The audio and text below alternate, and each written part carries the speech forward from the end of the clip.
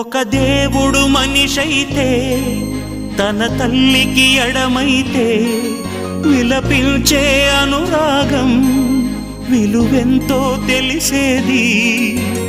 చిటికెడు కుంకుమ తల్లికి పంచే కొడుకై పుట్టాలా, కంచికి చేరని కథలా బ్రతుకు విలవిల ఏడ్వాలా.